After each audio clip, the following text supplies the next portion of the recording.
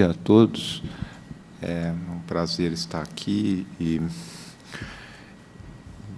compartilhar a mesa com o Celso, com o Paulo, com o Cláudio, e cumprimentando os organizadores, que realmente o Congresso do IBRAC a cada ano fica mais, a participação é maior, fica mais vivo e traz temas mais interessantes.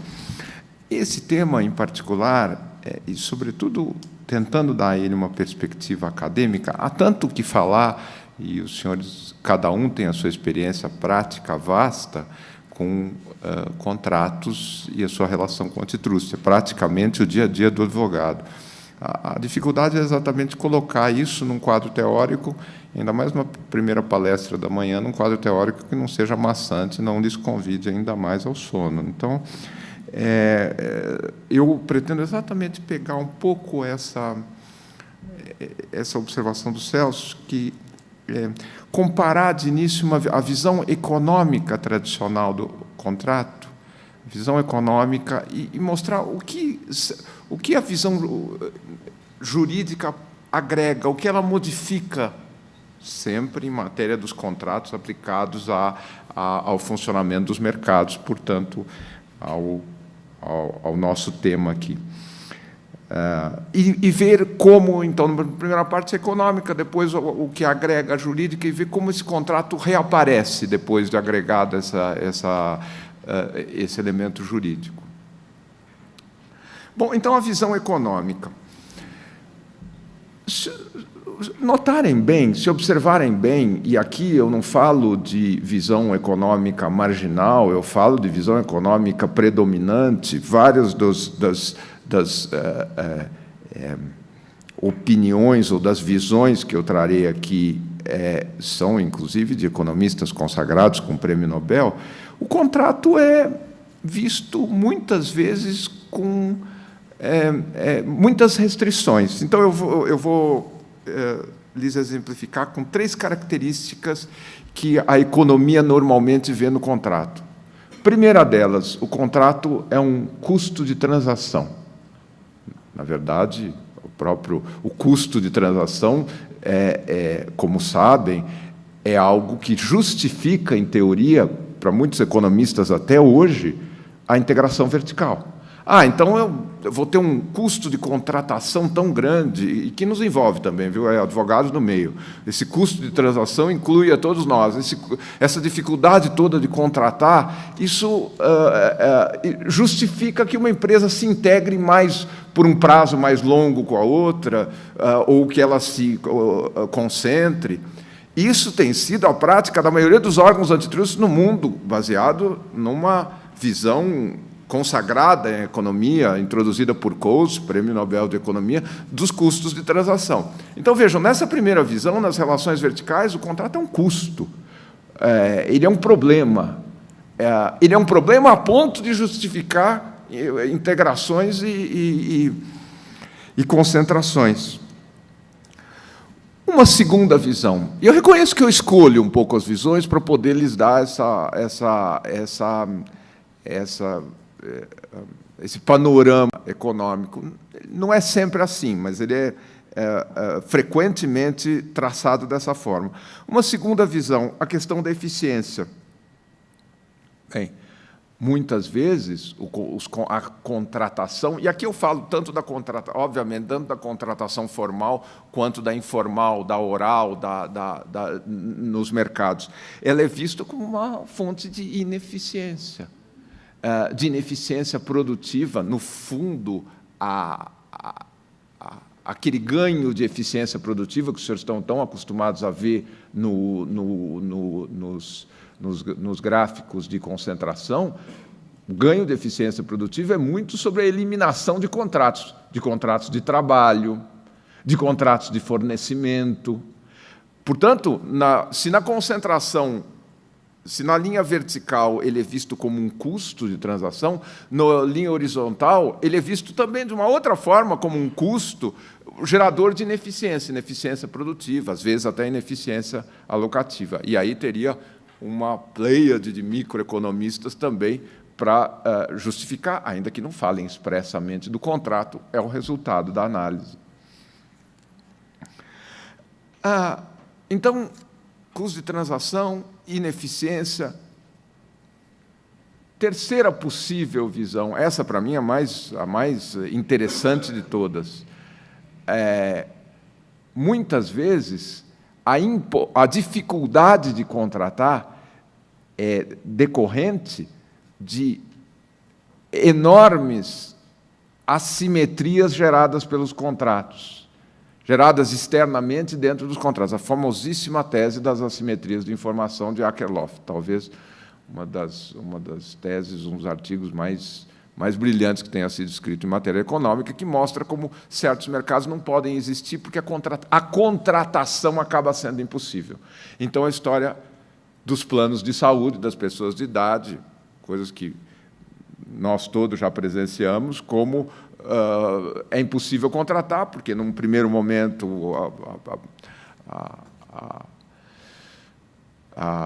vem uma pessoa de idade, contrata um plano e acaba tendo um problema maior, o plano de saúde não tinha condição de conhecer todas as circunstâncias de vida dela, acaba tendo um prejuízo. Num segundo momento, o plano de saúde aumenta o preço, vem uma pessoa de idade com mais problemas mais graves ainda, assim sucessivamente até o infinito, e nos leva à realidade que nós temos hoje. Ou os preços são proibitivos, ou então não se oferecem planos, ou seja, um mercado virtualmente inexistente.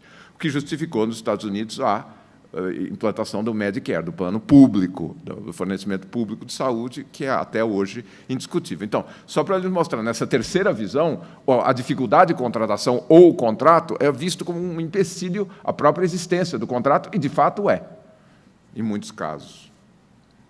Então, a visão econômica tradicional ou clássica nem sempre vê de maneira favorável ou relevante a presença do contrato. O que eu queria lhes mostrar é como isso pode e deve ser modificado por uma visão jurídico-econômica. Mas quais são os requisitos para que isso ocorra? Então, imagine uma visão que inclua o direito. Eu vou pegar o reverso de cada problema. Então, no primeiro problema, as integrações verticais, um contrato bem elaborado, ele pode ser, ao contrário de um custo de informação, um custo de transação, uma enorme fonte de informação. Imaginem um contrato numa integração vertical, que, ao invés de dificultar a autoridade regulatória ou a autoridade antitruste ter informações sobre o custo, sobre a formação de custo daquela estrutura, o que é muito comum em relações verticais, que ele ponha à luz esses custos, que ele forneça instrumentos até para que ele possa ser aprovado pela autoridade antitruste, para que esses custos sejam conhecidos. Então, ele pode deixar de ser um custo de transação e ser uma fonte de informação. Nas relações horizontais, ele pode deixar de ser um instrumento de ineficiência produtiva e pode ser, usando os termos econômicos, uma fonte de eficiência alocativa. O que eu quero dizer com isso? Imagine um contrato, e os senhores estão acostumados a ter que raciocinar dessa forma na sua prática, um contrato que tenha que ter em conta as condições de concorrência. Portanto, se ele vai gerar restrições à concorrência, que ele forneça ele mesmo as soluções. Ou imaginem uma aquisição de controle, uma aquisição de empresa, restringindo as formas de controle, garantindo autonomia nas matérias concorrencialmente relevantes. Isso é pura eficiência, de novo, nos termos econômicos, eficiência locativa. Garantir que os recursos não sejam monopolizados, eles sejam colocados onde eles devem estar. Para os economistas, eficiência locativa.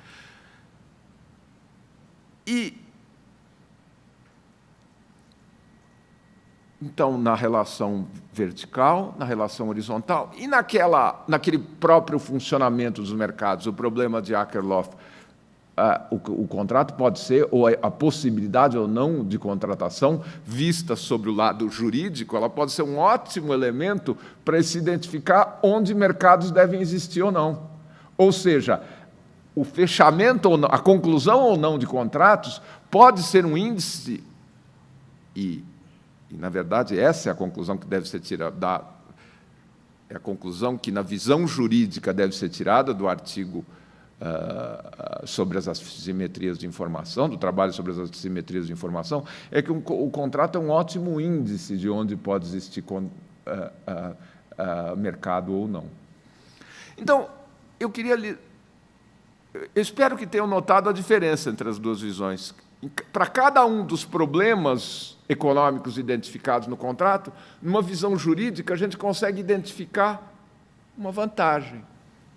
Qual é a diferença entre um e outro? Qual é o ponto que marca a diferença? É exatamente a existência de uma regulação ou de um direito antitruste que impõe um contrato. Que impõe um contrato que tenha em conta não só os interesses das partes, mas os interesses institucionais que estão ao lado dos contratos, os interesses de terceiros, da ordem econômica, da ordem concorrencial, dos consumidores, aquilo que falava o Celso. Então, basicamente, a diferença entre as duas visões está na regulação e no antitruste. De novo, rapidamente vou passar pelas três. Concentração ou integração vertical. O contrato não é custos de transação, necessariamente. Ele é só custo de transação se ele esconde tudo o que ocorrerá dentro daquela estrutura depois da contratação. Ele pode ser uma fonte de informação, desde que a autoridade antitruste e aqueles que elaboram os contratos, os advogados, tenham em conta esse terceiro interesse, esse interesse dos consumidores, e não só o interesse contratual interno a limitar a informação e, portanto, ao limitar a informação, transformar o contrato num ambiente de fricção entre as partes, de constante fricção, de custo de transação.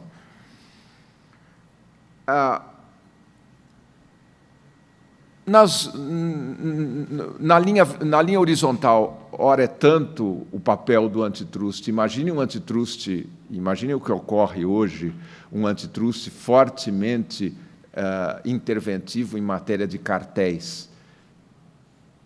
Ele exige um enorme contrato, um enorme cuidado, não só para não contratar, não combinar, como garante eficiência locativa, que cartéis não se realizem. Imaginem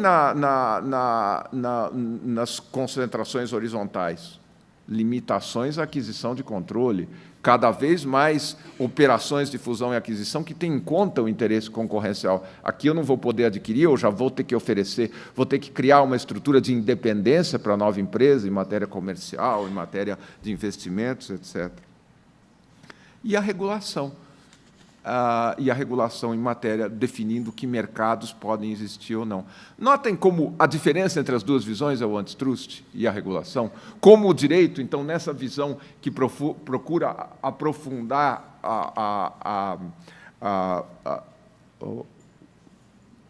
a teorização, em uma visão que procura aprofundar a teorização e a prática jurídica em relação aos contratos, o contrato se transforma de um custo, de uma ineficiência, ele se torna um elemento completamente diverso. Bom, mas que contrato? Então, o contrato aparenta ser uma coisa, ele pode ser outra, e ele pode ser outra em função da aplicação de um direito, em função da aplicação de um ramo do direito. Mas que contrato surge daí? É um contrato modificado. É um contrato modificado na extensão subjetiva, modificado no lado subjetivo e ele modificado no lado objetivo. Eu quero usar esses últimos minutos exatamente para lhes mostrar que modificações são essas. Bom, do lado subjetivo, a eficácia de um contrato passa a depender não só da eficácia interna, mas dos seus efeitos externos, dos seus efeitos perante terceiros. Isso já estava previsto no nosso Código Civil, com a função social dos contratos, que limita a própria existência do contrato, artigo 421, mas ele é extremamente reforçado quando se passa um controle prévio. dos atos de concentração, por exemplo, porque o contrato não terá, os contratos societários ou parasocietários não terão eficácia enquanto não controlados por aquele órgão. É como se a função social ganhasse uma relevância e um reconhecimento objetivo. Olha, antes de se fechar a transação, eu preciso ter em conta os interesses de quem? Desses terceiros. Não são mais só as partes. São consumidores, são interesses, eventualmente, de todos aqueles afetados pela concentração. Então, notem como, subjetivamente, esse contrato se ampliou. Ele não é mais um contrato que afeta só as partes. E, objetivamente, no conteúdo? Bom, se ele subjetivamente se ampliou, nós não temos mais que nos preocupar com o velho sinalagma nos contratos bilaterais, ou seja, as prestações trocadas, que nós estamos tão acostumados, um dando e esperando receber ao contrário, ou nos contratos plurilaterais, a convergência, mas sempre pensando nas partes. Mas ele ganha ele ganha vários novos conteúdos determinados exatamente pela existência desses terceiros. Ele ganha um conteúdo informativo, ele precisa prestar informação a terceiros e autoridades que são afetadas pela existência do contrato. Ele ganha um conteúdo, ele ganha vários conteúdos, eu só sigo a ordem daqueles 3 problemas que eu identifiquei no início. Ele ganha um conteúdo relevante para a alocação de riquezas na sociedade, porque limitar os interesses externos, ou reconhecer a existência limitar os interesses internos e reconhecer a existência de interesses externos, significa distribuir melhor riquezas. Portanto, ele ganha um efeito alocativo importante, e ele ganha um efeito identificador. Concluir ou não contratos pode nos ajudar, que nós não estamos acostumados, em teoria, a pensar em relação a contratos, que ele pode nos ser um bom índice de disciplinas. Onde não se conseguem concluir contratos, significa que talvez a disciplina privada não seja suficiente, eu preciso de uma disciplina regulatória ou de uma disciplina pública. Então, notem como esse é um contrato diverso. É um contrato bem mais enriquecido e bem mais complexo. Se isso lhes parece teórico, acreditem que no seu dia a dia, pensando nas autoridades concorrenciais, os senhores já estão tendo que fazer esse raciocínio constantemente. Bom, mas quais vão ser os efeitos? Quais vão ser os efeitos sobre o mercado, sobre o consumidor? Quais os efeitos sobre a informação? E, ao contrário, quanto mais fizerem esse raciocínio, maior a probabilidade do contrato ser aprovado. Se eu trago elementos de informação dentro do contrato, se eu trago elementos de garantia da concorrência e dos consumidores dentro do contrato, previamente a levar o CAD de qualquer contrato, eu estou garantindo a aprovação desse contrato. Portanto, a análise antitrust aí é fundamental para esse tipo de raciocínio e para essa modificação do contrato.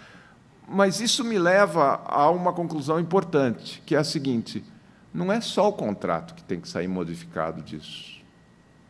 Tudo bem, a teoria, então, é um contrato diferente, dá para fazer teorias, artigos sobre isso, dá na prática, e é bom aplicar na prática isso, porque isso aumenta a chance de aprovação, isso contribui para o interesse público, mas disso saímos nós diferentes, porque a nossa tarefa não é mais só pensar no interesse individual daquela empresa que necessita dos serviços do advogado. O advogado não é mais um formulador do interesse individual do cliente, ele é quase um organizador social. Ele tem que se tornar alguém que pensa em muito mais interesses. Contemporiza esses interesses, diz para o cliente: aqui não dá, aqui o senhor precisa prestar mais informação, aqui o senhor o senhor precisa reconhecer o interesse concorrencial. A função, e isso é importante dizer aqui, a função do advogado muda. Ele deixa de ser um defensor do interesse individual do cliente e passa a ser um organizador social.